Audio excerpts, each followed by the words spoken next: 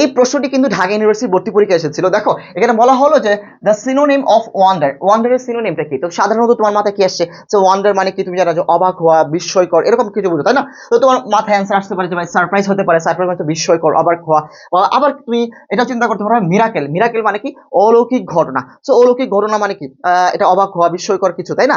তো এই দুইটার মধ্যে অ্যান্সার হতে পারে। বাট এখানে একটা পার্থক্য আছে। ছোটবেলায় তুমি যে ওয়ান্ডার পড়ে আসছো, ঠিক আছে, এই ওয়ান্ডার এবং এই ওয়ান্ডার মধ্যে একটা পার্থক্য আছে। তুমি ছোটবেলায় যে ওয়ান্ডার পড়ছো, এখানে ওয়ান্ডার পরে ডব্লিউর পরে ও ছিল, ও, ঠিক WONDER, এবং এখানে ভর্তি পরীক্ষায় যে ওয়ান্ডারটা আসছে এখানে ডব্লিউর পরে কিন্তু এ আছে। এই দুটোর মধ্যে একটা অনেক বড় একটা পার্থক্য আছে অর্থগত দিক থেকে। দেখো এখানে WANDER, ঠিক আছে, পার্থক্যটা কি?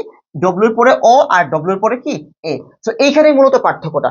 তুমি যেটা ভাবতেছো যে বিস্ময়কর, অবাক হওয়া, এটা হচ্ছে সেই ওয়ান্ডার। এটা সাধারণত নাউন হিসেবে কাজ করে, আবার কোনো কোনো ক্ষেত্রে ভার্ব হিসেবে কাজ করে। এটার মানেটা কি? এটার মানে হচ্ছে সারপ্রাইজ হওয়া, ঠিক আছে, অবাক হওয়া। বাট এইখানে ডব্লিউর পরে যখন এ দেওয়া হলো, এর অর্থটা কি? ডব্লিউর পরে যখন এ দেওয়া হলো, এর অর্থ হচ্ছে গিয়ে ওয়ান্ডার। এটার মানে হচ্ছে গিয়ে মানে তোমার উদ্দেশ্যহীন ভাবে ঘোরাফেরা করা বা উদ্দেশ্যহীন ভাবে হাঁটা চলা করা।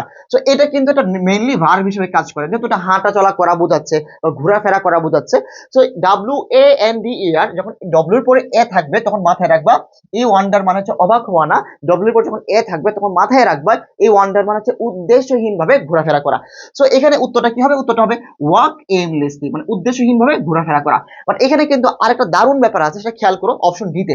এখানে বলা হলো ট্রিট, কি বলো তোমার? ট্রিট। আর এখানে তোমাকে আগে একটু সতর্ক করে দিই, তুমি আবার ট্রিটকে আবার ট্রেড মনে করো না। ট্রেড মানে হচ্ছে কি ব্যবসা বাণিজ্য করা, তাই না? যে ট্রেড এটা হচ্ছে কি ব্যবসা বাণিজ্য করা।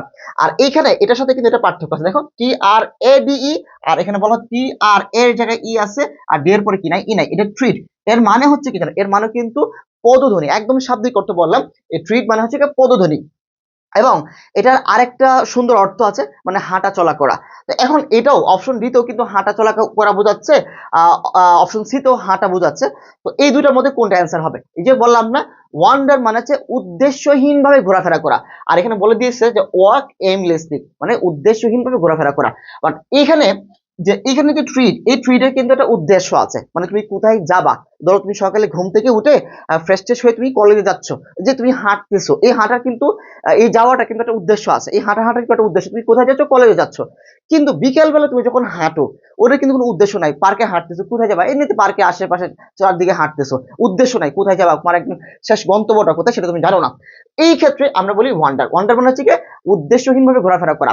আর ট্রিট মানে যেটার উদ্দেশ্য আছে, কোথায় যাচ্ছ সেটা জানো। ঠিক আছে, তারপরে অ্যান্সার, বেস্ট অ্যান্সার কোনটা হবে? বেস্ট অ্যান্সার হবে সি নাম্বারটা, ডি নাম্বারটা হবে না। এবং বি এবং এ এটা কারা দেখাবো? যারা কিনা এই পার্থক্যটা জানতে না, যে ওয়ান্ডার ভার্সেস ওয়ান্ডার, এই দুটার মধ্যে পার্থক্য বুঝতে না। একটা হচ্ছে ডব্লিউ পরে ও থাকলে অবাক হওয়া, আর এ থাকলে মানে এমলেসলি, মানে এ যেমন রাখবো যে এমলেসলি মানে উদ্দেশ্যহীন ভাবে ওয়াক, হাঁটা। তো এই দারুণ টেকনিকের মাধ্যমে কিন্তু তুমি এই কনফিউশনটা ক্লিয়ার হয়ে যাচ্ছে। ঠিক এইভাবে একদম বেসিক থেকে তুমি যদি ইংরেজিতে শিখতে পারো, ইনশাল্লাহ ঢাকা ইউনিভার্সিটিতে চান্স পাওয়াটা অনেক বেশি সহজ হয়ে যাবে তোমার জন্য। এইভাবে তোমার ভাইয়ের গাইডলাইনটা মেনটেন করে যাও, ইনশাল্লাহ তোমার সাথে আমার ঢাকা বিশ্ববিদ্যালয় ক্যাম্পাসে দেখা হবে।